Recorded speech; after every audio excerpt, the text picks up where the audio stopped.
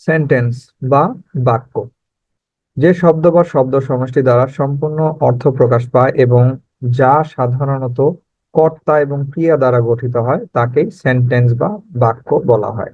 Kinds of sentences, বাক্যের প্রকারভেদ।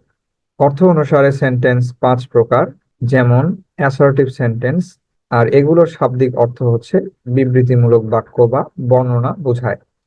Interrogative sentence, প্রশ্নবোধক বাক্য বা প্রশ্ন সূচিত করে এমন বাক্য। ইম্পারেটিভ সেন্টেন্স, আদেশমূলক বাক্য বা আদেশ, উপদেশ, অনুরোধ, নিষেধ ইত্যাদি বোঝায় এমন বাক্য। অপটেটিভ সেন্টেন্স, কামনাবোধক বাক্য বা প্রার্থনা কামনা বোঝায় এমন বাক্য। এক্সক্লেমেটরি সেন্টেন্স, আবেগবোধক বাক্য বা আকস্মিক আবেগ যেমন আনন্দ, বেদনা ইত্যাদি বোঝায়। এই 5 রকম সেন্টেন্সের প্রত্যেকেই আবার 2 ভাগে ভাগ করা যায়, যেমন অ্যাফার্মেটিভ সেন্টেন্স, নেগেটিভ সেন্টেন্স। বাক্যগুলো হ্যাঁ বোধকও হয়ে থাকে এবং না বোধকও হয়ে থাকে। অ্যাসার্টিভ সেন্টেন্স বা বিবৃতিমূলক বাক্য, যে সেন্টেন্স দ্বারা সাধারণভাবে কোনো বিবৃতি প্রদান করা হয় তাকে অ্যাসার্টিভ সেন্টেন্স বলে। যেমন, হি রিডস আ নোভেল, সে একটি নোভেল পড়ে। Afif plays cricket, Afif cricket খেলে।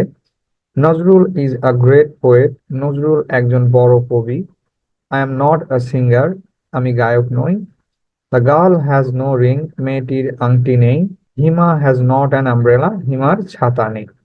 এই সমস্ত বাক্য দিয়ে কোনো না কোনো কিছু বিবৃতি বা বর্ণনা দেওয়া হয়েছে, তাই এই বাক্যগুলো হচ্ছে অ্যাসার্টিভ সেন্টেন্স।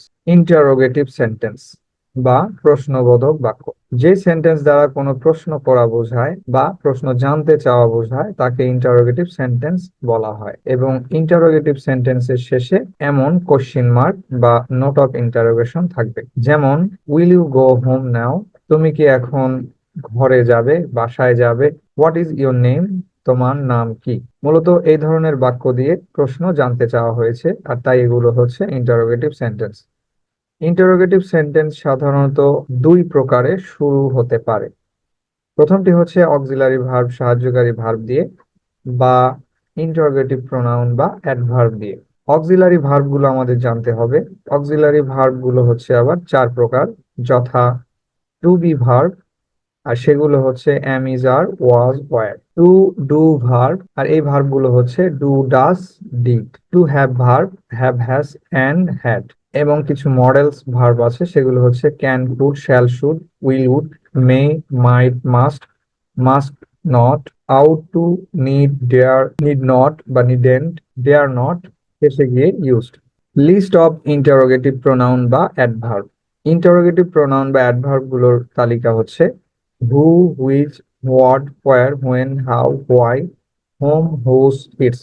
এগুলোই হচ্ছে মূলত ইন্টারোগেটিভ প্রোনাউন বা অ্যাডভার্ব। ইম্পারেটিভ সেন্টেন্স, অনুজ্ঞাসূচক বাক্য, যে সেন্টেন্স দ্বারা আদেশ, উপদেশ, অনুরোধ, প্রস্তাব, নিষেধ ইত্যাদি বোঝানো হয় তাকে ইম্পারেটিভ সেন্টেন্স বলে। যেমন, রান ফাস্ট, দ্রুত দৌড়াও, এই বাক্যটিতে আদেশ করা হয়েছে। ডু নট রান ফাস্ট, দ্রুত দৌড়াতে নিষেধ করা হয়েছে, এটি নিষেধমূলক বাক্য। রেসপেক্ট ইউর ইল্ডার, বড়দের সম্মান করো, এই বাক্যটিতে উপদেশ করা হয়েছে। নেভার টেল আ লাই, কখনো মিথ্যা বলিও না, এটিও উপদেশ করা হয়েছে। Let us enjoy the film, চলো আমরা ফিল্মটি উপভোগ করি, আর মূলত এই বাক্য দ্বারা প্রস্তাব করা হয়েছে। Please give me your book, দয়া করে আমাকে আপনার বইটি দিন, এই বাক্য দ্বারা অনুরোধ বোঝানো হয়েছে। কাইন্ডলি ওয়েট ফর মি, দয়া করে আমার জন্য অপেক্ষা করুন, এই বাক্যটিতেও অনুরোধ প্রকাশ পেয়েছে। আর মূলত এই বাক্যগুলোই হচ্ছে ইম্পারেটিভ সেন্টেন্স। অবজেক্টিভ সেন্টেন্স, ইচ্ছা বা আশীর্বাদ সূচক বাক্য, যে সেন্টেন্স দ্বারা মনের ইচ্ছা, কামনা, প্রার্থনা ইত্যাদি বোঝানো হয় তাকে অবজেক্টিভ সেন্টেন্স বলা হয়। উদাহরণ দিয়ে বোঝানো যায়, যেমন মে আল্লাহ ব্লেস ইউ, আল্লাহ তোমার মঙ্গল করুক, এই বাক্য দ্বারা প্রার্থনা করা হয়েছে। মে ইউ লিভ লং, তুমি দীর্ঘজীবী হও, এটিও প্রার্থনামূলক বাক্য। May you be happy in life, তুমি জীবনে সুখী হও। লং লিভ আওয়ার প্রেসিডেন্ট, আমাদের রাষ্ট্রপতি দীর্ঘজীবী হোক। Would that I were rich man, আমি যদি একজন ধনী লোক হতাম। Had I the wings of a bird, আমার যদি পাখির মতো ডানা থাকতো। এই সকল বাক্য দ্বারা ইচ্ছা, প্রার্থনা, আশীর্বাদ প্রকাশ পেয়েছে, আর এজন্য এই বাক্যগুলো হচ্ছে অপটেটিভ সেন্টেন্স। এক্সক্লেমেটরি সেন্টেন্স, আবেগ সূচক বাক্য। যেই সেন্টেন্স দ্বারা মনের আবেগ, বিস্ময়, আনন্দ, সুখ, দুঃখ প্রভৃতি প্রকাশ করা হয় সেই সকল বাক্যকে এক্সক্লেমেটরি সেন্টেন্স বলা হয়। How nice the baby is, শিশুটি কতই না সুন্দর। এটি দ্বারা মনের আকস্মিক ভাব বোঝানো হয়েছে। How foolish the man is, লোকটি কতই না বোকা। হোয়াট আ গুড আইডিয়া, কি সুন্দর ধারণা। Alas the man is dead, হায় লোকটি মারা গিয়েছে। এই বাক্য দ্বারাও আকস্মিক বিস্ময় প্রকাশ পেয়েছে বা আফসোস প্রকাশ পেয়েছে। Hurray, we have won the game, বিস্ময় বলছে যে আমরা খেলায় জিতেছি।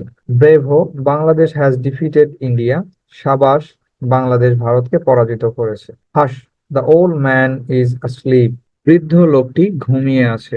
High, you are a liar, ছি তুমি মিথ্যাবাদী। O that I were young again, আমি যদি আবার যুবক হতাম। If I were a child again, আমি যদি আবার শিশু হতাম। অর্থাৎ এই সকল বাক্য দ্বারা মনের আকস্মিক ভাব, আবেগ ইত্যাদি প্রকাশ পেয়েছে, আর এই কারণেই এই বাক্যগুলোকে এক্সক্লেমেটরি সেন্টেন্স বলা হয়। আর আরো একটি বিষয় হচ্ছে, প্রতিটি এক্সক্লেমেটরি সেন্টেন্সের শেষে বা এক্সক্লেমেশন জায়গাগুলোতে এই ধরনের এক্সক্লেমেশন মার্ক থাকবে। আজ এ পর্যন্তই। পরবর্তী পার্টে আমরা নাম্বার, জেন্ডার এবং পার্সন নিয়ে আলোচনা করব।